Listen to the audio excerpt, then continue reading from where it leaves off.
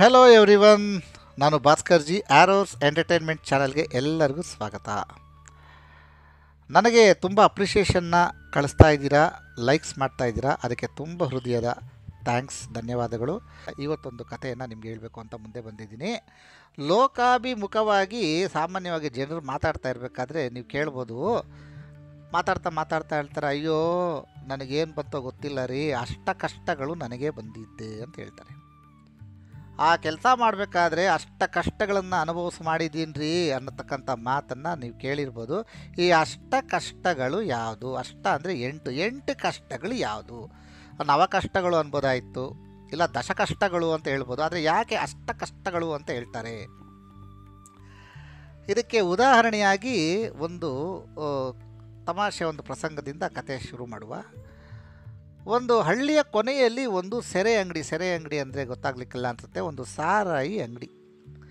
ಈ ಸಾರಾಯಿ ಅಂಗಡಿಯಲ್ಲಿ ನಾರಾಯಣ ಅಂತಕ್ಕಂಥ ಒಬ್ಬ ವ್ಯಕ್ತಿ, ಸ್ವಲ್ಪ ಕಪ್ಪಗೆ ದಪ್ಪಗೆ ಒಳ್ಳೆ ಮೀಸೆ, ದಪ್ಪವಾದ ಮೀಸೆ ಇಟ್ಕೊಂಡು ದೊಡ್ಡ ದೊಡ್ಡ ಕಣ್ಣುಗಳಿರ್ತಕ್ಕಂಥ ಒಬ್ಬ ವ್ಯಕ್ತಿ ಆ ಹಳ್ಳಿಯ ಕೊನೆಯಲ್ಲಿ ಇದ್ದಂಥ ಸಾರಾಯಿ ಅಂಗಡಿಯಲ್ಲಿ ಒಂದು ಮೂಲೆಯಲ್ಲಿ ಕೂತ್ಕೊಂಡು ಒಂದು ಕಪ್ನಲ್ಲಿ ಸಾರಾಯಿ ಇಟ್ಕೊಂಡು, ಎದುರುಗಡೆ ಮಾಂಸದ ತುಂಡುಗಳನ್ನ ಇಟ್ಕೊಂಡು, ಈ ಕಡೆ ಬೇಳೆಗಳನ್ನ ಇಟ್ಕೊಂಡು ತುಂಬ ಮಧುರವಾಗಿ ಸಂಜೆಯನ್ನು ಕಳೀತಾ ಇದ್ದಂತೆ. ಅಕ್ಕಪಕ್ಕದಲ್ಲೂ ಕೂಡ ಏನು ಸುರಪಾನ ಮಾಡ್ತಾ ಇರ್ತಕ್ಕಂಥವ್ರು ಅವ್ರವ್ರ ಮಾತುಗಳನ್ನ ಆಡ್ಕೊಂಡು ಕೂತಿದ್ರೆ, ಈ ವ್ಯಕ್ತಿ ಒಂದು ಮೂಲೆಯಲ್ಲಿ ಕೂತ್ಕೊಂಡು ಒಬ್ಬನೇ ಲೋಟದಲ್ಲಿ ಸಾರಾಯನ್ನು ತುಂಬಿಸ್ಕೊಂಡು ಒಂದು ಸಿಪ್ಪು ಕುಡಿಯೋದು, ಬೇಳೆಯನ್ನು ಬಾಯಲ್ಲಿ ಹಾಕ್ಕೊಳ್ಳೋದು, ಚಪ್ರಿಸ್ತಾ ಒಂದು ಮಾತು ಹೇಳ್ತಾ ಇದ್ದಂತೆ, ರಾಮನಾಮವು ಎಂಥ ಮಧುರಮು ಅಂತ ಇದ್ದಂತೆ. ಮತ್ತೆ ಒಂದು ಗುಟ್ಕು ಕುಡಿಯೋದು, ಮಾಂಸದ ತುಂಡು ಹಾಕ್ಕೊಳ್ಳೋದು, ಮತ್ತೆ ಹೇಳೋದು,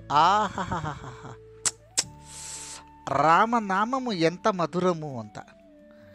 ಇದನ್ನು ಗಮನಿಸಿದ ಪಕ್ಕದಲ್ಲಿ ಇದ್ದಂಥ ಇನ್ನೊಬ್ಬ ವ್ಯಕ್ತಿಗೆ ಯಾಕೋ ಸಹಿಸೋಕ್ಕಾಗಲಿಲ್ವಂತೆ.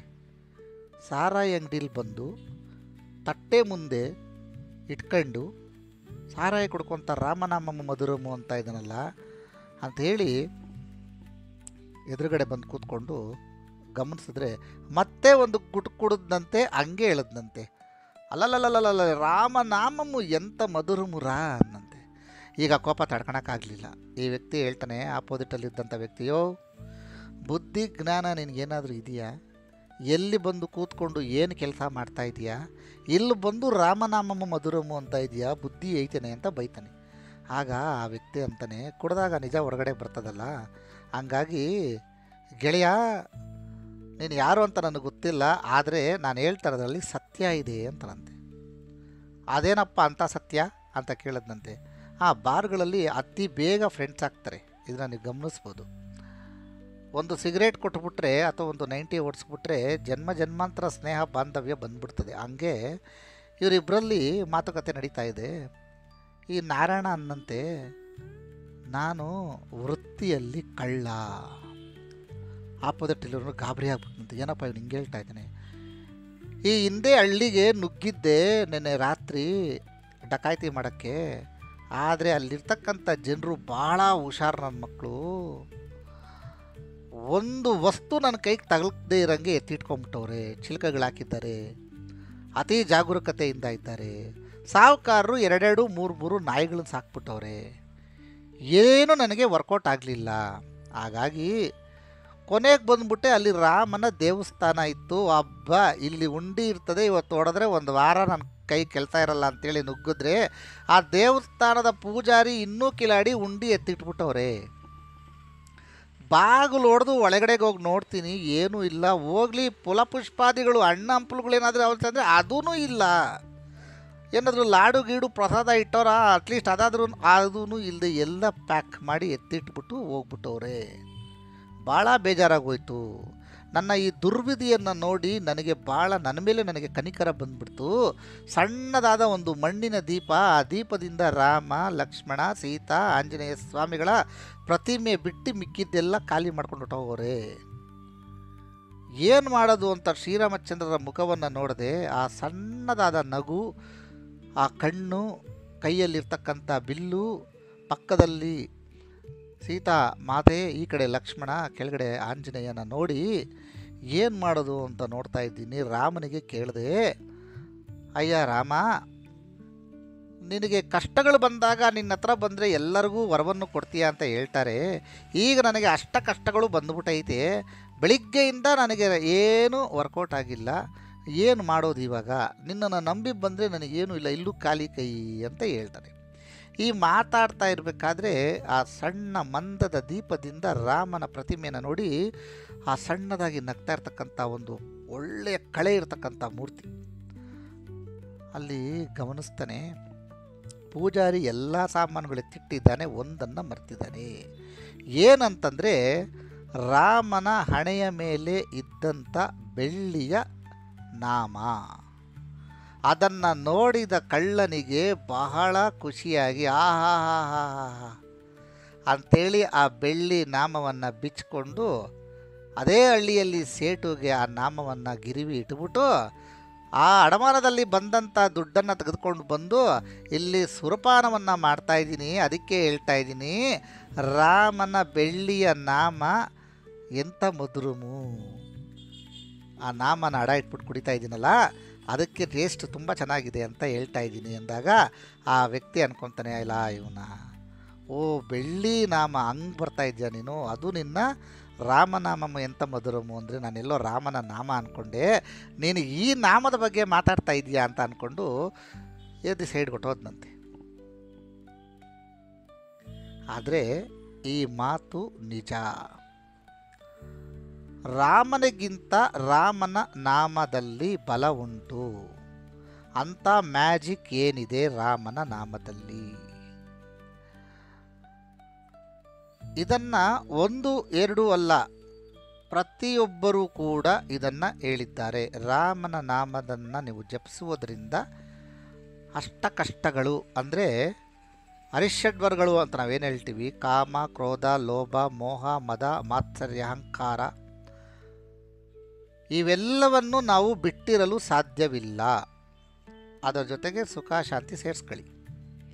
ಇವೆರಡು 8 ಬಗೆಯಾಗಿರ್ತಕ್ಕಂಥ ದೋಷಗಳು ನಮಗೆ ಪ್ರತಿಯೊಂದು ಒಂದೊಂದು ರೀತಿಯಾಗಿರ್ತಕ್ಕಂಥ ಕಷ್ಟಗಳನ್ನು ಕೊಡ್ತದೆ. ಅಹಂಕಾರದಿಂದ ಸಂಬಂಧಗಳು ಕೆಟ್ಟೋಗ್ತದೆ, ಈರ್ಷ್ಯೆಯಿಂದ ನಮ್ಮ ಆರೋಗ್ಯ ಕೆಟ್ಟೋಗ್ತದೆ, ಲೋಭದಿಂದ ನಮಗೆ ಬರಬಾರದ ಕಾಯಿಲೆಗಳು ಬಂದ್ಬಿಡ್ತದೆ, ಆರೋಗ್ಯದಲ್ಲಿ ಸಮಸ್ಯೆ ಆಗ್ತದೆ. ಹೀಗೆ ಒಂದೊಂದು ದೋಷದಿಂದ ಒಂದೊಂದು ಸಂಬಂಧಿತ ಸಮಸ್ಯೆಗಳು ಬರ್ತದೆ. ಇದನ್ನು ಬಿಡೋದಿಕ್ಕೆ ಆಗಲ್ಲ. ಹಾಗಾದರೆ ಏನು ಮಾಡಬೇಕು? ನೀವು ರಾಮಾಯಣವನ್ನು ಓದಿದ್ರೆ ರಾಮನ ಕತೆ ಸಕ್ಸಸ್ಫುಲ್ ಸ್ಟೋರಿ ಅಲ್ಲ. Rama is not a winner. ಯಾಕೆ ಅಂದರೆ ರಾಮಾಯಣದ ಪ್ರತಿ ಪೇಜ್ನಲ್ಲೂ you find failures, you find disappointments. ಪ್ರತಿಯೊಂದನ್ನು ಕಳ್ಕೊಂಡಿರೋದೆ. ಇನ್ನೇನು ಪಟ್ಟಾಭಿಷೇಕ ಆಗಬೇಕು, ಪಟ್ಟಾಭಿಷೇಕ ಆಗಲಿಲ್ಲ, ಅದರ ಬದಲಿಗೆ ಕಾಡಿಗೆ ಪ್ರಯಾಣ. ಕಾಡಿಗೆ ಪ್ರಯಾಣವಾದರೆ ಅಲ್ಲೇ ಮತ್ತೊಂದು ಸೀತೆ ಬೇಡ ಅಂದರೂ ಸೀತೆ ಬರ್ತಾಳೆ, ಅಲ್ಲಿಂದ ಸೀತೆಯನ್ನು ಕರ್ಕೊಂಡು ಬರ್ತಾರೆ. ನಿಮಗೆ ಗೊತ್ತಿರೋ ಕಥೆನೇ, ರಾಮಾಯಣ ನಾನು ಹೇಳೋ ಅವಶ್ಯಕತೆ ಇಲ್ಲ. ನೀವು ಓದಿದ್ರೆ ಪ್ರತಿಯೊಂದು ಕೂಡ ಈ ಕಮ್ ಅಕ್ರಾಸ್ ಫೈಲ್ಯೂರ್ಸ್, ಡಿಸಪಾಯಿಂಟ್ಮೆಂಟ್ಸ್, ಅನ್ಸಕ್ಸಸ್ಫುಲ್. ಅಷ್ಟ ಕಷ್ಟಗಳು ಕೂಡ ರಾಮನಿಗೆ ಬರ್ತದೆ.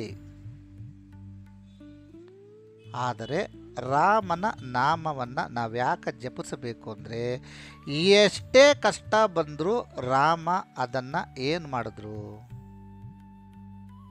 ತನ್ನ ಮರ್ಯಾದೆಯನ್ನು ಕಾಪಾಡಿಕೊಂಡ್ರು. ಸೀತೆಯನ್ನು ರಾವಣ ಅಪಹರಿಸಿದ್ದಾನೆ ಅಂತ ಗೊತ್ತಿಲ್ಲ, ಆದರೆ ಸಹಾಯಕ್ಕಾಗಿ ಭರತನನ್ನು ಕರೆದಿದ್ದರೆ ಕ್ಷಣದಲ್ಲಿ ಆ ಒಂದು ಪರಿಸ್ಥಿತಿಯಿಂದ ಹೊರಬರ್ಬೋದಾಗಿತ್ತು. ಭರತ ಬೇಡ, ಭರತನ ನನ್ನ ತಮ್ಮ ಬೇಡ ಅಂದರೆ ಜನಕ ಮಹಾರಾಜರನ್ನ ಏನಾದರೂ ಕೇಳ್ಕೊಂಡಿದ್ರೆ ಅವರು ಏನು ಸಹಾಯಕ್ಕೆ ಬರದೇ ಹೋಗ್ತಿದ್ರೆ. ಆದರೆ ಅವರು ಜನಕ ಮಹಾರಾಜರಿಗೆ ಹೇಳಲಿಲ್ಲ. ಯಾಕೆ ಅಂತಂದರೆ, ನನ್ನ ಭುಜಬಲ ಪರಾಕ್ರಮವನ್ನು ನೋಡಿ ಸೀತೆಯನ್ನು ಸ್ವಯಂವರ ಅಂದರೆ ನಾನೊಂದು ಧನಸ್ಸನ್ನು ಮುರಿದು ನಿಮ್ಮ ಮಗಳನ್ನು ನಾನು ರಕ್ಷಣೆ ಮಾಡ್ತೀನಿ, ಲಾಲನೆ ಪೋಷಣೆ ಮಾಡ್ತೀನಿ ಅಂತಕ್ಕಂಥ ಒಂದು ಭರವಸೆಯನ್ನು ಕೊಟ್ಟು ಕರೆದುಕೊಂಡು ಬಂದಂಥ ರಾಮ, ನಾನು ಜನಕನಿಗೆ ನನಗೆ ಈಗ ಸಮಸ್ಯೆ ಆಗಿದೆ, ಮಗಳೇ ಮಿಸ್ ಆಗಿದ್ದಾಳೆ ಅಂತ ಹೇಳಿದ್ರೆ ಏನಾಗ್ತದೆ? ಹಾಗಾಗಿ ಎಷ್ಟು ಕಷ್ಟಗಳು ಬಂದರೂ ಕಂಟಿನ್ಯೂಯಸ್ ಫೈಟ್, ಕಂಟಿನ್ಯೂಯಸ್ ಪ್ರಯಾಣ, ಹಿಂದೆ ಕಾಲು ಇಡದೆ ಮುಂದೆ ಹೋದ್ರು, ಮುಂದೆ ಹೋಗ್ತಾನೆ ಇದ್ರು. ವಾನರರನ್ನು ಜೊತೆಗೂಡಿಕೊಂಡು ದಶಕಂಠ ರಾವಣನ ಹಿಮ್ಮೆಟ್ಟಿ ಬಂದಂಥ ಒಂದು ಪ್ರಸಂಗ ಎಲ್ಲರಿಗೂ ಗೊತ್ತಿದೆ. ಅಂದರೆ ರಾಮನಾಮ ಜಪಿಸುವುದರಿಂದ ನಮಗೆ ಏನು ಲಾಭ ಆಗ್ತದೆ ಅಂದರೆ, ನಮಗೆ ಆ ಶಕ್ತಿ ಏನು, ಆ ಶಕ್ತಿ ಅಂದರೆ ಬ್ಯಾಲೆನ್ಸ್, ನಿಯಂತ್ರಣ, ಯಾವುದಕ್ಕೂ ಕಮ್ಮಿ ಇಲ್ಲದಂಥ ಒಂದು ಪವರ್ಫುಲ್ ವರ್ಡ್ ಏನಂದರೆ ಬ್ಯಾಲೆನ್ಸ್. ರಾವಣ ತನ್ನ ದಶಕಂಠ 10 ತಲೆಗಳನ್ನು ಯಾಕೆ ಕಳ್ಕಂಡ? ಇಂಬ್ಯಾಲೆನ್ಸ್. ಕಂಸ ಯಾವುದೇ ಒಂದು ಅಸುರ ತಗೊಳ್ಳಿ, ಅವರು ಏನಕ್ಕೆ ತನ್ನ ಪ್ರಾಣವನ್ನು ಕಳ್ಕೊತಾರೆ ಅಂದರೆ ಇಂಬ್ಯಾಲೆನ್ಸ್. ಅದು ಅಹಂಕಾರಾದಿಗಳಿಗಾಗಿರ್ಬೋದು, ಕಾಮಕ್ರೋಧಾದಿಗಳಾಗಿರ್ಬೋದು, ಏನೇ ಆಗಿರ್ಬೋದು, ಈ ಕಷ್ಟಗಳವ್ರು ಏನಕ್ಕೆ ಬರ್ತದೆ ಅಂತ ಹೇಳಿದ್ರೆ ಬ್ಯಾಲೆನ್ಸ್ ಇಲ್ಲದೆ ಇರೋದ್ರಿಂದ ಬರ್ತದೆ. ಮನುಷ್ಯನಿಗೂ ಅಷ್ಟೇ ಏನಕ್ಕೆ ಪ್ರಾಬ್ಲಮ್ ಬರ್ತದೆ ಅಂದರೆ ಇಂಬ್ಯಾಲೆನ್ಸ್. ಊಟದಲ್ಲಿ ಇಂಬ್ಯಾಲೆನ್ಸ್ ಆದರೆ ಕಾಯಿಲೆ ಬರ್ತದೆ. ಕೋಪದಿಂದ ಸಂಬಂಧ, ಕೋಪವನ್ನು ನೀವು ಬ್ಯಾಲೆನ್ಸ್ ಮಾಡದೆ ಹೋದರೆ ಸಂಬಂಧ ಕೆಟ್ಟೋಗ್ತದೆ. ಹಾಗಾಗಿ ರಾಮನಾಮವನ್ನು ಜಪಿಸುವುದರಿಂದ ನಮ್ಮಲ್ಲಿ ನಿಯಂತ್ರಣಾ ಶಕ್ತಿ ಹೆಚ್ಚಾಗ್ತದೆ, ಬ್ಯಾಲೆನ್ಸ್ ಪವರ್ ಬರ್ತದೆ. Once you learn the balance, ಈ ಪ್ರಪಂಚ ಕೂಡ ಒಂದು ಬ್ಯಾಲೆನ್ಸ್ನಲ್ಲೇ ಸುತ್ತಾ ಇರೋದು. ಹಾಗಾಗಿ ಶ್ರೀರಾಮ ನಾಮವನ್ನು ಜಪಿಸುವುದರಿಂದ ನಮಗೆ ಬ್ಯಾಲೆನ್ಸ್ ಮಾಡುವ ಒಂದು ಶಕ್ತಿ ಬರ್ತದೆ. ನಮಗೆ ಜನ್ಮ ಕೊಡೋದು ಬೇರೆ ಯಾರೋ ಒಬ್ಬರು, ನಮ್ಮನ್ನು ಬೆಳೆಸೋದು ಯಾರೋ ಒಬ್ಬರು. ನಾವು ತಿನ್ನೋಕ್ಕಾಗಲ್ಲ. ಬೇರೆ 4-6 ಕೈಗಳು, ತಂದೆ ಆಗಿರ್ಬೋದು, ತಾಯಿ ಆಗಿರ್ಬೋದು, ಚಿಕ್ಕಪ್ಪ ಆಗಿರ್ಬೋದು, ದೊಡ್ಡಮ್ಮ ಆಗಿರ್ಬೋದು, ಅಜ್ಜಿ ಆಗಿರ್ಬೋದು, ತಾತ ಆಗಿರ್ಬೋದು, ಇವರು ನಮ್ಮನ್ನು ತಿನ್ನಿಸಿ ಬೆಳೆಸ್ತಾರೆ. ವಿದ್ಯೆ ಬೇರೆಯವರು ಕಲಿಸ್ತಾರೆ. ಉಡುಗೆ ತೊಡುಗೆಗಳು ಬೇರೆಯವರು ಹೊಲ್ಕೊಡ್ತಾರೆ. ಆರೋಗ್ಯದಲ್ಲಿ ತೊಂದರೆ ಆದರೆ ಡಾಕ್ಟರ್ಗಳು ಬೇರೆಯವರು ನಮಗೆ ಆರೋಗ್ಯವನ್ನು ಸರಿ ಮಾಡ್ತಾರೆ. ನಮ್ಮ ಜೀವನದಲ್ಲಿ ಬೇರೆಯವರ ಪಾತ್ರವೇ ಜಾಸ್ತಿ ಇದೆ. ನಮ್ಮ ಸಾವು ಸಮೀಪಿಸಿದಾಗ, ನಮ್ಮ ಆತ್ಮವನ್ನು ನಾವು ಬಿಟ್ಟಾಗ, ದೇಹತ್ಯಾಗ ಮಾಡಿದ ಮೇಲೂ ಕೂಡ 4 ವೇದಗಳ ರೀತಿ 4 ಜನ ಬೇಕು ನಮಗೆ, ನಮ್ಮನ್ನು ಬ್ಯಾಲೆನ್ಸ್ ಮಾಡೋಕ್ಕೆ, ಹೊತ್ಕೊಂಡು ಹೋಗೋಕ್ಕೆ. ಬೆಂಕಿಯನ್ನು ಕೂಡ ಬೇರೆಯವರು ಇಡ್ತಾರೆ. ಅದಕ್ಕೋಸ್ಕರವಾಗಿ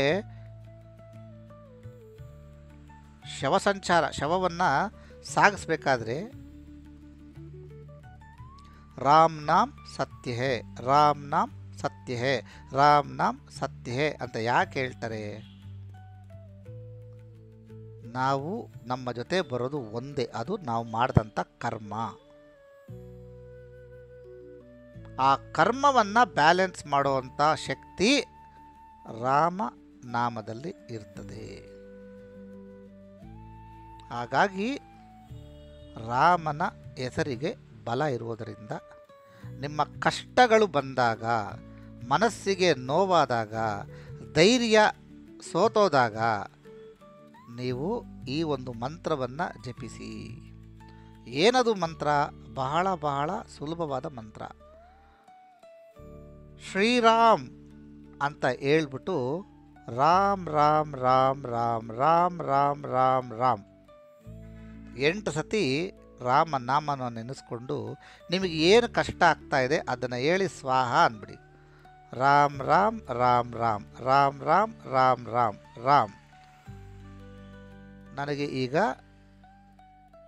ಲಾಭ ಬೇಕು, ವ್ಯಾಪಾರ ವೃದ್ಧಿ ಸ್ವಾಹ. ನನಗೀಗ ಮದುವೆ ಆಗಬೇಕು, ಕಲ್ಯಾಣ ಸ್ವಾಹ, ಸಂತಾನ ಸ್ವಾಹ. ಸ್ವಾಹಾದೇವಿ ಅಗ್ನಿಯ ಪತ್ನಿ, directly R indirectly Surya and Ikshvaku ವಂಶದ ಈ ಅಗ್ನಿಗೆ ಇವರು ವಂಶಸ್ಥರಾಗಿರೋದ್ರಿಂದ ರಾಮನಾಮವನ್ನು ಜಪಿಸಬೇಕು. ನಿಮಗೆ ಗೊತ್ತಿರಲಿ, ನಮ್ಮ ಅಜ್ಜಿ ಅಚ್ಚಮ್ಮನವರು ಇದ್ದರು, ಅವರು ಕೂಡ ಎರಡೇ ಕಲ್ತಿದ್ರು ಅವ್ರು ಬರೆಯೋಕ್ಕೆ. ಒಂದು ಸಿಗ್ನೇಚರ್ ಹಾಕೋದು ಅಚ್ಚಮ್ಮ ಅಂತ, ಇನ್ನೊಂದು ಶ್ರೀರಾಮ. ನಾವು ಸಣ್ಣ ಮಕ್ಳು ಇದ್ಬೇಕಾದ್ರೆ ನಮಗೆ 200 ಪೇಜ್ 200 ಪೇಜಸ್ ಬುಕ್ ಕೊಟ್ಬಿಟ್ಟು ಲೈನ್ ಹಾಕಿ ಕೊಡಿ ಅನ್ನೋರು. ನಾವು ಲೈನ್ ಹಾಕಿ ಕೊಟ್ಟರೆ ಶ್ರೀರಾಮವನ್ನು ಬರೀತಾ ಇದ್ದೆ. ಅಷ್ಟೇ ಕಲ್ತಿದ್ದಿದ್ದವರು, ಅಷ್ಟೇ ಸಾಕು, ಬೇರೆ ಇನ್ನೇನು ಬೇಕಾಗಿರಲಿಲ್ಲ.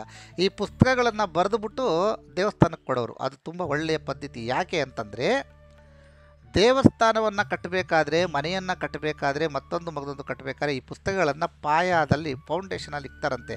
ಏನಕ್ಕೆ ಅಂದರೆ, ಯಾವ ಕಷ್ಟದಿಂದ ಭಕ್ತಾದಿಗಳು ಬರ್ತಾರೋ ಗೊತ್ತಿಲ್ಲ, ಆ ಕಷ್ಟಗಳು ನಿರ್ಮೂಲನೆ ಆಗದೆ ಹೋದ್ರೂ ಪರವಾಗಿಲ್ಲ, ಬ್ಯಾಲೆನ್ಸ್ ಆಗಲಿ, ನಿಯಂತ್ರಣ ಶಕ್ತಿ ಬರಲಿ. ಬ್ಯಾಲೆನ್ಸ್ ಬಂದ್ಬಿಟ್ರೆ ಸಾಕು ನಮಗೆ. ಕೆಲವು ಜಾತಕಗಳಲ್ಲಿ ಎಲ್ಲವೂ ಸಮನಾಗಿದ್ದು ಸರಿಯಾಗಿದ್ದಾಗ, ಎಲ್ಲವೂ ಅನುಕೂಲ ಇದ್ದಾಗ, ಅವ್ರಿಗೆ ಯಾವುದೇ ರೀತಿ ಅಷ್ಟೊಂದು ಕಷ್ಟವಿಲ್ಲದೆ ಅವ್ರು ಅಂದ್ಕೊಂಡಿದ್ದನ್ನು ಅವರು ಸಾಧಿಸ್ಕೊತಾರೆ. ಅವ್ರನ್ನ ನಾವು ವಿನ್ನರ್ಸ್ ಅಂತ ಕರಿತೀವಿ. ಟೈಮ್ ಕರೆಕ್ಟಾಗಿ ಎಲ್ಲ ಆಗೋಗುತ್ತೆ ಅವ್ರಿಗೆ. ಅವ್ರನ್ನ ನಾವೇನಂತ ಕರಿತೀವಿ? ವಿನ್ನರ್ಸ್. ಅವರ ತಂದೆಯ ಒಂದು ಪ್ರತಿಷ್ಠೆಯಿಂದಲೋ ಅಥವಾ ಅವ್ರ ಹತ್ರ ಇರ್ತಕ್ಕಂಥ ಹಣಬಲದಿಂದಲೋ ಅವರು ಮುಟ್ಟಬೇಕಾಗಿರ್ತಕ್ಕಂಥ ಗುರಿಯನ್ನು ಮುಟ್ಟುಬಿಡ್ತಾರೆ. ಅದು ಜಾತಕ ಬಲ. ಅವ್ರನ್ನ ನಾವೇನಂತ ಕರಿತೀವಿ? ವಿನ್ನರ್ಸ್ ಅಂತ ಕರಿತೀವಿ. ಆದರೆ ಬಾಳಿನಲ್ಲಿ ದಾರಿಯ ಪ್ರತಿಯೊಂದು ಹೆಜ್ಜೆಯಲ್ಲೂ ಡಿಫಿಕಲ್ಟೀಸ್ ಇದ್ದು, ಸಮಸ್ಯೆ ಇದ್ದು, ಅದನ್ನು ಸರಿ ಮಾಡ್ಕೊಳ್ತಾ, ಬ್ಯಾಲೆನ್ಸ್ ಮಾಡ್ಕೊಳ್ತಾ ಗುರಿಯನ್ನು ಮುಟ್ತಾರಲ್ಲ, ಅವರನ್ನು ನಾವು ಚಾಂಪಿಯನ್ಸ್ ಅಂತ ಕರಿತೀವಿ. Rama may not be A winner because ಅವ್ರ ಜಾತಕ ಕರ್ಮದಲ್ಲಿ ಕಷ್ಟಗಳ ಮೂಟೆ ಇರ್ಬೋದು, ಆದರೆ ಅದನ್ನು ಬ್ಯಾಲೆನ್ಸ್ ಮಾಡಿಕೊಂಡು ಅವರ ಗುರಿಯನ್ನು ಮುಟ್ಟಿದ್ದಾರೆ. ಅದಕ್ಕೆ is not a winner, is A champion. ನೀವೇ ನಿಮ್ಮ ಲೈಫ್ನ ನೋಡ್ಕೊಳ್ಳಿ, ಇಂಟ್ರಾಸ್ಪೆಕ್ಟ್ ಮಾಡ್ಕೊಳ್ಳಿ. B A champion, not a winner. ಹಾಗಾಗಿ ನಿತ್ಯವೂ ರಾಮನನ್ನು ನೆನೆಸ್ಕೊಳ್ಳಿ ಅಂತ ಹೇಳ್ತಾ, ಆ ಒಂದು ಪವರನ್ನು ನೀವು ಕೂಡ ಪ್ರತ್ಯಕ್ಷವಾಗಿ ಕಂಡುಕೊಳ್ಳಿ ಅಂತ ಹೇಳ್ತಾ, ನಿಮ್ಮ ಅಷ್ಟ ಕಷ್ಟಗಳು ಬೇಗ ಪರಿಹಾರವಾಗಲಿ ಅನ್ನೋದನ್ನು ಹೇಳಿ, ಈ ಒಂದು ರಾಮನಾಮನ ಮಹಿಮೆಯನ್ನು ಕೊಂಡಾಡಿ ಅಂತ ಹೇಳ್ತೀನಿ. ಜೈ ಶ್ರೀರಾಮ್. ಹಂ ಹನುಮತೇ ನಮಃ. ಎಲ್ಲರಿಗೂ ಒಳ್ಳೆಯದಾಗಲಿ. ಸರ್ವಜನ ಸುಖಿನೋ ಭವಂತು. ಭಾಸ್ಕರ್, ನನಗೆ ಅನುಮತಿಯನ್ನು ಕೊಡಿ. ಮತ್ತೊಂದು ವಿಷಯದ ತೆಗೆದುಕೊಂಡು ನಿಮ್ಮ ಮುಂದೆ ಬರ್ತೀನಿ. ಅಲ್ಲಿ ತನಕ ನಿಮ್ಮ ಆಜ್ಞೆ ಇರಲಿ. ಈ ವಿಷಯ ಚೆನ್ನಾಗಿದೆ ಅನ್ನೋದಾದರೆ, ನಮ್ಮ ಈ ಪ್ರಯತ್ನ 4 ಜನಕ್ಕೆ ಒಳ್ಳೆಯದು ಮಾಡುತ್ತೆ ಅನ್ನೋದೊಂದು ನಿಮಗೆ ಅನಿಸಿದ್ರೆ, ದಯವಿಟ್ಟು ಈ ಒಂದು ವಿಡಿಯೋವನ್ನು ಶೇರ್ ಮಾಡಿ. ಥ್ಯಾಂಕ್ಸ್. ಎಲ್ಲರಿಗೂ ಒಳ್ಳೆಯದಾಗಲಿ.